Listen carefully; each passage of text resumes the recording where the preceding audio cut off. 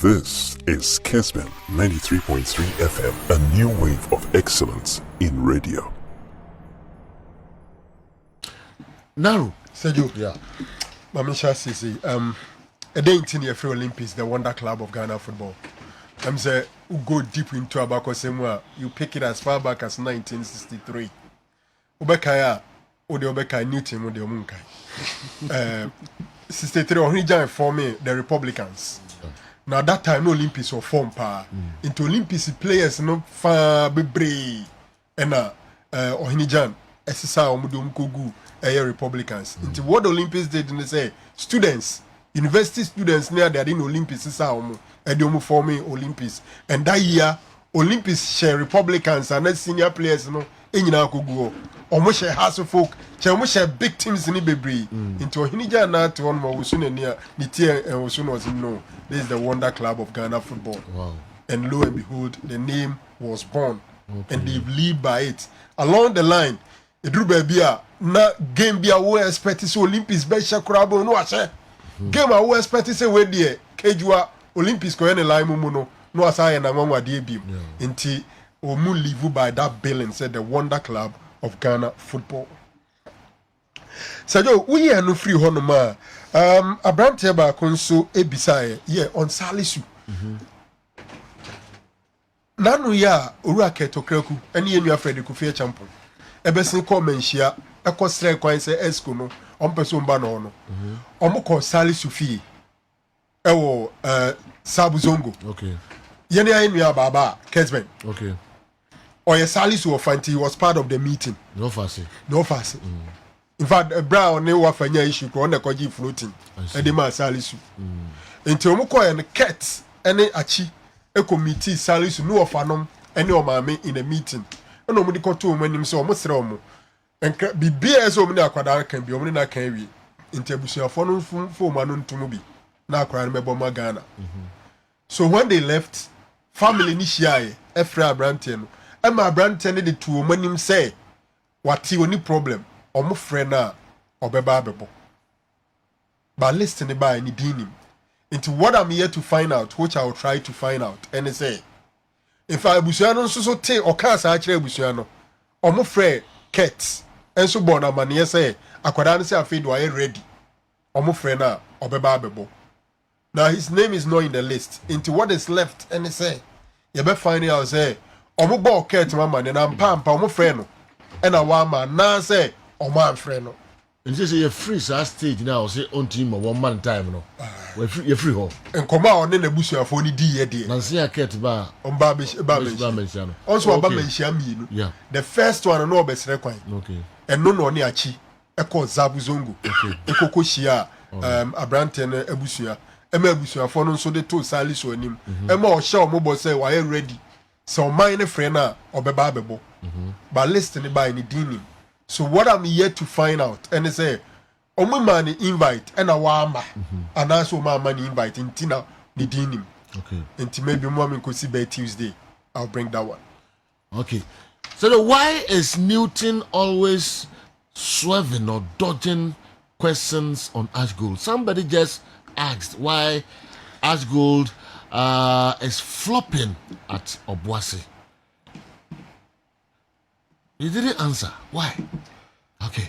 We every Mami Joe the way every doom and aba. You know, was it be a question banwa dodgy, especially the the bebo chika krano. But would they be fair with Newton? Say Oba Betra Radio, so as part of the technical team.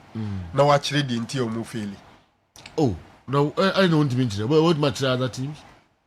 Well, my dream say, Uko technical team structure now, the position or form power, to be on radio and be telling the weaknesses of his team. I'm sure he will incur the displeasure of the weaknesses of the team. But didn't know That's didn't tell to me when he did. He seemed to like be now almost say chances, and I say be a big cry. Say you be crying to Omuka. Say, you see, for him to be real, for him to be real and tell us the exact things, I'm sure he will incur the displeasure of his bosses. Wow. Sana wadrio. But generally, last 3 games, I 1 point. The last 2 games. And not the any Africa. Yeah. Okay. Last 2 games of Boise. Olympics. But the bottom line is that about 3 matches. Sure. About 3 matches of Boise. Back with your points, back with elimination. 3 matches. 3 matches, no more. Well, how many points was 3 matches? Sir, and not the any points accumulation. Okay, back with not MTN Africa. Yes. Yeah, you must free. Oh, Boise. Yes. And I'm about 2 other matches at 6 points when I won. Come on. Obusa and Timo over stress. I know die. General, measure that him. But other clubs here. Okay. All right. No problem. And come a born, I'm so ready for that. And Tiny, I bet you on what David, said no response to that. Sergio, yeah, Mamma, now Obi Bisa say you bookie coacher. Yeah, the carter. Team Nedin one and the bit to know and so sit the point of baby sir. It's a gala. The TNS competition behind Nemra. Samo Gala. Near you yellow card there 20 cities, red card there 5 cities. So much shamra no the shame say coaches there can't where I count. So we free me or silent on it. My say any card to the team is part of the cards you would have to pay. Into the minimum and no. Sergio, the last time I got Man U winning leagues, I got winning 2019. Man U, the last time was Alex Ferguson 2013. Was it Manchester United new manager now and now coach in Omafano? What is he bringing on board? Abrantium friend Ewan Sharp. In fact, not only United acting coach Rafranyak and a year Juma, a year New York Red Bulls. And Wachi, Osana Koye Juma, a year Lokomotiv Moscow. But Sabranton, speciality Pankasan is one or your opposition scout. Or a strong when it comes to match planning, in-game analysis, and then post-match analysis. And so you're there, or a performance analyst. And these are the speciality. But I'm not too sure what we are on mobile assigning. If you say 2 coaches in every Man United, Rafranyek Bayano, Karen Makina Echo, NFA, Yusu, Mike Carrick, and so I can baby at Honum. So you mammy for back one, I mean, you be and twas so as here. Not Obi Bisase, Sir referee, and an assistant. And Tiase Ama Montamoa, one decision, and a base supreme. Oba officiating a MPP. Your assistants and baby referees in the crowd respect to say, wait there, you are Majuma. About anything on the lines, sabo natural line and trial line. MPP referees need center referees need the buo, Emma assistant referee no. Player now offside and now on your offside. MPP center referees need the buo, Emma lines no. But at the end of the day, send any dino suggest no assistant referee. They are to assist the center referee. It is a bus when we disagree on something. The center referee's decision remains supreme. Or no dear, and or the assistant is to assist. In Tibet, occasional line be pega flag, center referee no a signature and say on fanto because but he thinks otherwise or the better. But so at there was Sergio Ade with me and clarifying ye. I'm said this week question the difference Kakrebi we must compare to last week there no. Player also a 1 yellow card away from suspension. I'm trying to say competition I would did 3 yellow cards I because suspension. Now we did the 2. But the able game now we did red near in a film or 7 red in we are 2 now cano and association especially in league games. But in tournaments, your tournaments we are both through some stage be it me wipe it off all the cards. With the exception of red cards, so Sevilla. Into once again, no so do maybe a competition Nemra and a bachelor's adiano. Flat body, Diego Costa, or your Brazil ni mapa, Nemum, or naturalizing football, a body ma, a Spain. On your holiday be the Chrome Brazil and Woko, but Brazil on not on be more, no was no. Say player than a shego or the Nsako shego. Referee na wajigo ya bobo na to aso apon ye wie no mu ko review match no mu say video na mpa abrante ne de nsa na she go a eden no mbe ombetwa go no na derby ye pon we score line na stand we ya ho hwenye yi nti go na referee ne je ye no waje bibia no ho a we ye wo ho a ebe yi maybe me final one and no ye big broad ba ma menye ne tew ɔse saa ɛdeɛ na ɛkɔfa baeɛ ɛma ɛho kɔhia sɛ clubs bi decide sɛ ɔmo bɛkɔ congress na ɔmo akɔyɛ congress asesa ɔmo mmerɛ mu ne ade. What actually brought that one up? I'm saying, be a and or you and this every changes or sad about say changes so my how will it impact positively on our league? And then be and this so esco for year 12 pay a fair say a extend 20 and in a year can say your more yen sika G football for sika buy and there the 80 ko kan yes can be an echo. Sejo is a very broad topic or time I bit my need to up and section but my mini brief one. No, yeah. Quickly before that one, best foreign player obo in league, you know. I will go for working in Bombay. Yenim working in Bombay, no soji kosi, yenim Frankachu, yenim Sonny Yakuba, yenim Ahmed Toure, Mbora Sonji Fatu. Yenim Ahmed Toure, yenim Valentin, Sami Boba. Obeka no soji Clovis Kambu. Fanotu baby. Kambu Clovis became. But Usha contenders na no soji kofi. Kosi, working in Bombay, Frankachu, Ahmed Simba Toure, Valentine Atem, and Sulama Abdullahi. Yes. Working, I'll go for working in Bombay. Or let's go the G League 3. Yes. Ecobo CAF Champions League final. I'll go for working in Bombay. But for longevity, Sulama did very well. Ahmed Simba also has done very well. It's easy, but I think I'll go for working in Bombay. He was an extraordinary goalkeeper. Now, say be Valentine maybe pictures in the videos be free in the room. I'm saying on Tiapokra. Yeah. No, yeah. And even the Coco say, no, yeah, the pictures near the hard drink. Yeah. Hey. We are okay. Naro, I say young call. So what time answers our question? The thing say, I'm say article 81 something. I've forgotten the exact article.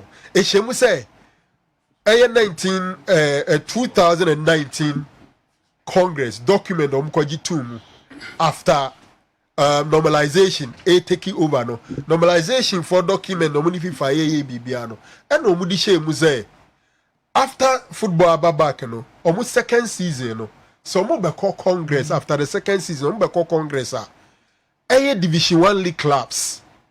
We are 48 no. Our representation at Congress should be reduced from 48 to 18. Then our call last Congress and a GF General Secretary call a briefing say Division 1 league you know new format or Ghana league in my friend the new pyramid. The new pyramid no the elite league kotoko ne has ne ademo bono omo de bemba an independent body no mono run this league no then 48 division 1 league a bono kroma 48 ne ntia say 3 zones in the zone biano omo ye 16 teams 16 zone 1 16 zone 2 16 zone 3 and omubo and I'm paying for say 16 teams in these 3 leagues in the we are obia first to 6 you know. In fact, first one beko promotion ako ntimiensa beko but omo mo beba relegation free kotoko ne has mo league mo ba beka we mo second to 6 you know not just 6 ni anya 18 ya de omo bebo de omo from super league na fe de 16 league 16 teams there was on 10 beka no beka ho obi a 10 no mo so mo beka na fe de promote bia beka mo na mo mabo mo zonal league no. So in effect, they were going to have the Kotoko House League, the Premier League, then the Super League as the second tier. And Sada Omo Mudi from 7th to 16, 10 teams, you know, Omo about 30. Okay. Omunye Division 1 bium. Omunye Division 1 bium. Even though Mudi no hey Division 1, but they are no more second tier. Yeah. They are 30. And Omo say that asemna pay for the ban and pay and Comodia ekosu nyina chese league ya o start Igbo yi eno and Igbo we as an hye ne be adwuma next season. So the team said that not just Igbo league ni we are 10 teams in each zone e be call relegation is not football. ETF for no ɔmo kɔtena ase na mpanyinfoɔ na akɔtwerɛtwerɛ nkrataa hwɛ ɔmo krataa mu a na ɔmo nya nipa 54. Then on the 18th of November, Mucho Krata and the Commander General Secretary of Ghana Football Association telling him, say, Sanshi Shane or Honomuno, Omufuza Emwa, in Tianco Congress, a son say, and paying for catch a Congress decision. And they think that once it's a Congress decision, it is only Congress that can overturn it. Into Munko emergency Congress, no Munko to Sadi anymore. No man fan was almost had in some from feel say a how a shame. Ebi ni say esco no 12 penny or almost say yeah be normalization omu twa omuntro as the omukan no omu congress na say omu so omu twa omuntro say esco ni a board of directors of Ghana Football Association na Ghana mremu no company law no ye ma kwan emma board of directors enuru 20 any 22 to say first net ye no omu say entro say na bibia say ni oba na ya hopopo nti obi antima cross check no omu gitum. And number no soon to no mutite so into that dia RFS no omomodin na RFS makuma could do bia make esco no munkoye 20 instead of 12. I feel almost say esco no so 2 million dollars. They say the esco na to shemra without Congress no approval. No more to work to me ko chesi ko mo beje no mutua omo hoka. Into omo said the powers of the esco no so no omo reduce no.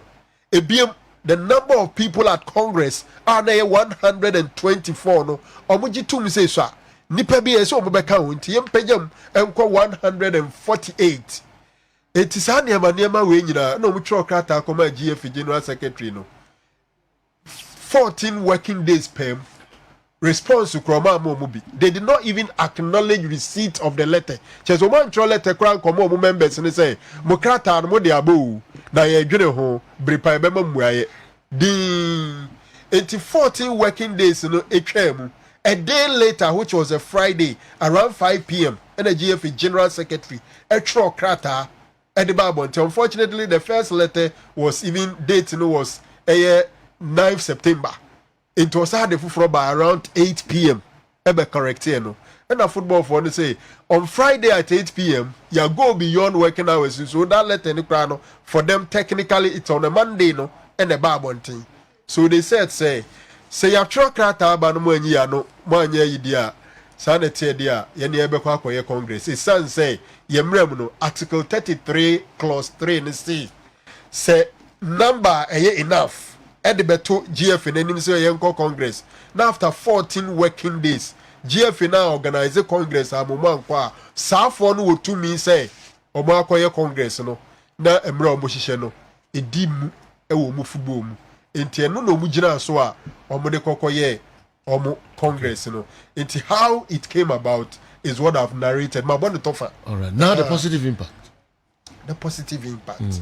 So you me jitum say the new pyramid na no person mo de ban more in football no cry in because so what follow in league na division 1 na ye bo zonal league na se kire ne say ya che o man mu miensa enti division 1 clubs no o travel in only your side enti eti akwantu tenten so division 1 clubs ni niska ombo matches a enkrofo nkotu eska nkohwe an international sports authority say omo facilities the premier for the betimi no my agreement percentage nipa beba na age percentage but division 1 for the sansa mo bank performance obeba bebo bia twa 5000 so omo ni revenue bia omo tu kwan a so be free in kwanza near fan so paga crocodiles akoba oko high basa the next day so to try cover bedru because the number of days no na okay kosoro so they are less resourced to be able to play national league at this time. Okay.